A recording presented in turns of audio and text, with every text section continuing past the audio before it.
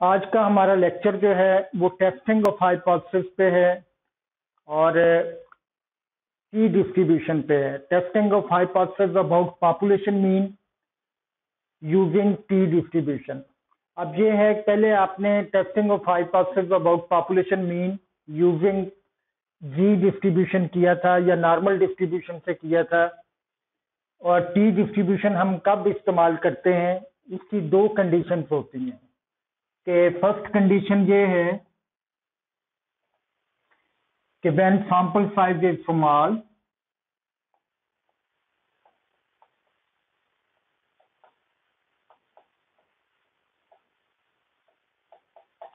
कि जब sample size जो है वो स्मॉल हो, स्मॉल से मुराद कि लेस देन 30 कह लें, आमतौर पे ये यूज किया जाता है, कैन इज लेस देन 30। और सेकंड कंडीशन ये होती है कि population variance is unknown.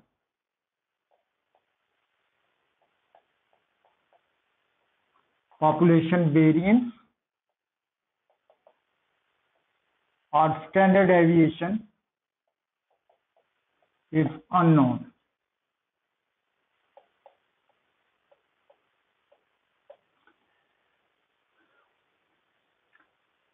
We apply t distribution when sample size is less than 30 and population variance is unknown।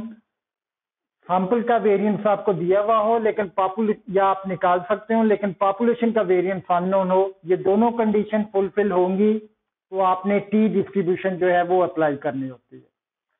तो कोई भी आपके पास मीन टेस्टिंग का न्यूमेरिकल है जिसमें सैंपल का साइज लेस देन 30 है और पॉपुलेशन का वेरिएंस अननोन है, तो वहां आप जो है टी डिस्ट्रीब्यूशन अप्लाई कर सकते हैं।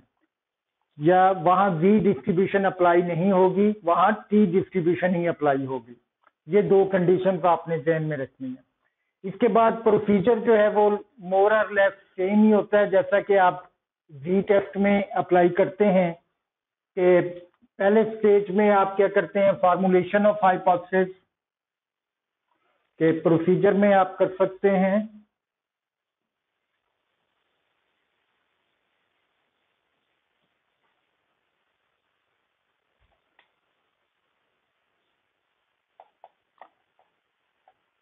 फॉर्मुलेशन ऑफ हाइपोथेसिस,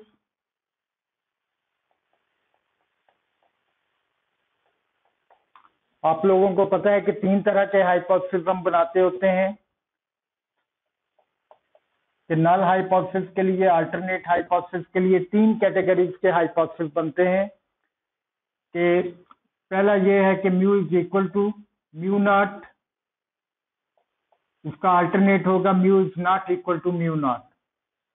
दूसरा है कि mu is greater than equal to mu not,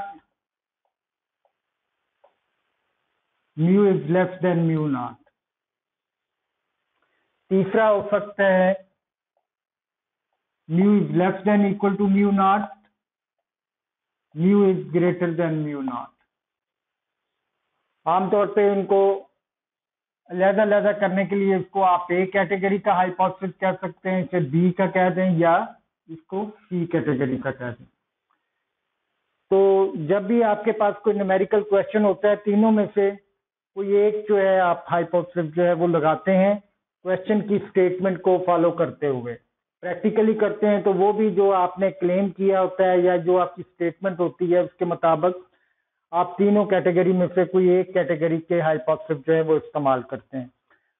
और एक बात और ध्यान में रखते हैं कि इक्वलिटी साइन जो है वो हमेशा नल हाइपोथेसिस में आती है। यहाँ इक्वल टू है, यहाँ ग्रेटर देन इक्वल टू है, यहाँ लेस देन इक्वल टू है।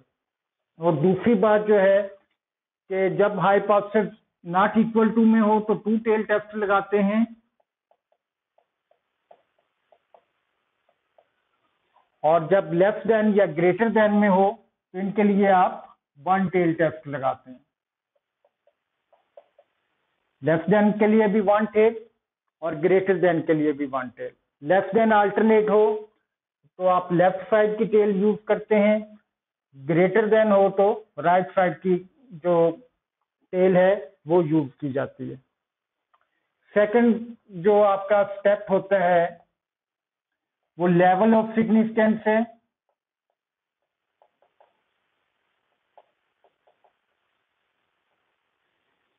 लेवल ऑफ सिग्निफिकेंस में हम क्या करते हैं कि अल्फा की वैल्यू डिसाइड करते हैं या डिटरमिन करते हैं कि वो कितनी होगी। वो भी आमतौर पे न्यूमेरिकल क्वेश्चंस में दी हुई होती है कि बाज़ औक़ात आप 1% रख लेते हैं, बाज़ औक़ात 5% रख लेते हैं, बाज़ औक़ात 10% भी रख लेते हैं। इनके अलावा भी कोई हो सकती है। तो ये वैल्यू आपने टी की टेबल वैल्यू देखने के लिए इस्तेमाल की जाती है। ये क्वेश्चन में भी हो सकती है या अगर ना दी हो क्वेश्चन में तो आमतौर पे 5% रख लेते हैं। लेवल ऑफ सिग्निफिकेंस के बाद थर्ड स्टेप आता है टेस्ट स्टैटिस्टिक।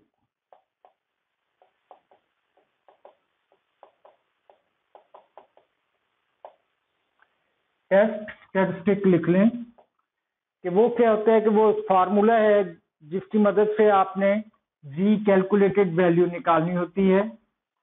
सॉरी, यहाँ टी कैलकुलेटेड वैल्यू आएगी क्योंकि टी डिस्ट्रीब्यूशन हम लगा रहे हैं। टी कैलकुलेटेड वैल्यू तो वो क्या होगी, उसके लिए जो फार्मूला आपका होता है कि एक्स बार माइनस म्यू या म्यू नॉट लिख लें। जो यहाँ आपका क्लेम होता है वो वैल्यू आप यहाँ लिख लेते हैं, म्यू की या पॉपुलेशन की वैल्यू। और नीचे क्योंकि सिग्मा अननोन होता है उसकी जगह आप स्मॉल एस यूज करते हैं और divided by n under root. Small s क्या है, ये स्टैंडर्ड डेविएशन है सैंपल की, लेकिन ये अनबायस्ड स्टैंडर्ड डेविएशन होती है। ये भी हम डिस्कस करते हैं कि वो अनबायस्ड स्टैंडर्ड डेविएशन क्या होती है। और इस फार्मूले में जो डिग्री ऑफ फ्रीडम आप इस्तेमाल करते हैं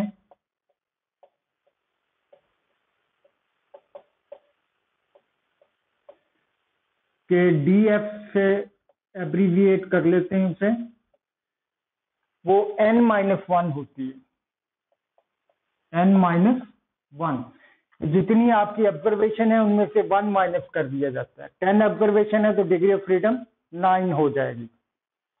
डिग्री ऑफ फ्रीडम भी आपने जब टेबल वैल्यू देखनी है टी की, और उसके लिए आप आमतौर पे इस्तेमाल करते हैं कि डिग्री ऑफ फ्रीडम अल्फा, और ये कि 1 टेल लगना है या 2 टेल लगना है, ये तीनों चीजें अगर आपके पास होंगी तो टेबल वैल्यू जो है आप आसानी से निकाल लेते हैं। आगे हम आते हैं फोर्थ स्टेप पे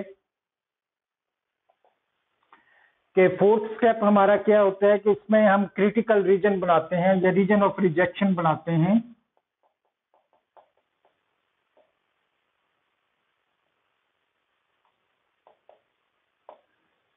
क्रिटिकल रीजन कि वो क्या होता है कि ऐसी रीजन जहां अगर आपका हाइपोथेसिस या टी कैलकुलेटेड की वैल्यू आ जाए तो आप हाइपोथेसिस को रिजेक्ट कर देंगे, अदरवाइज जो है हाइपोथेसिस को आप एक्सेप्ट करते हैं।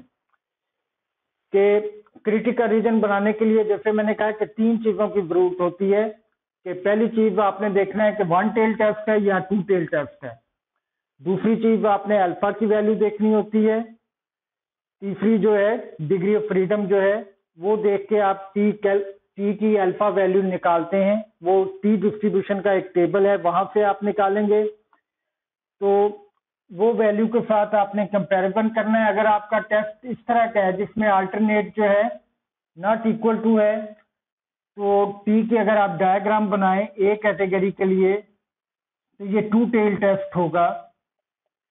जितना अल्फा होगा हाफ अल्फा आप एक टेल पे, हाफ अल्फा दूसरी टेल पे, और ये यहाँ एक वैल्यू निकालेंगे जो टेबल से आपको मिलेगी टी अल्फा बाई 2। ये माइनस की, ये T alpha by 2। Alpha by 2 हमने क्यों किया, क्योंकि ये 2 टेल टेस्ट है।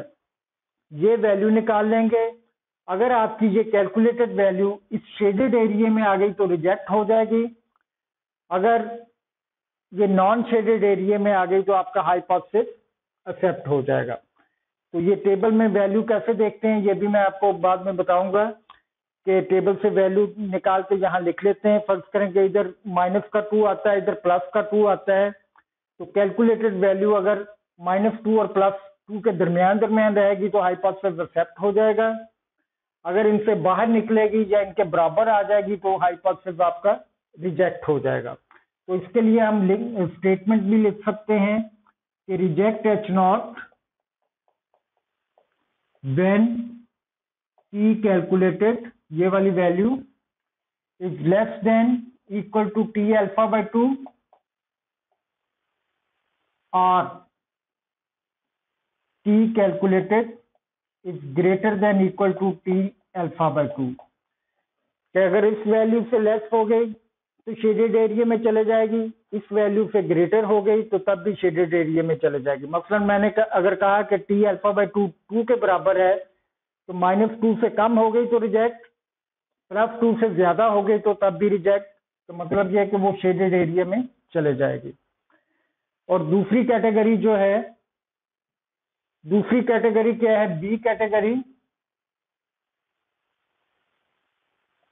उसमें आपका हाइपोथेसिस क्या बनता है कि लेफ्ट देन में आता है, तो यहां आप लेफ्ट देन टेल जो है इसके अकॉर्डिंगली बना लेंगे। तो ये आपने इसके अकॉर्डिंग बनाया था, ये इस अल्टरनेट हाइपोथेसिस के अकॉर्डिंग आप बना लेंगे, लेफ्ट देन टेल जो है वो इस्तेमाल कर लेंगे।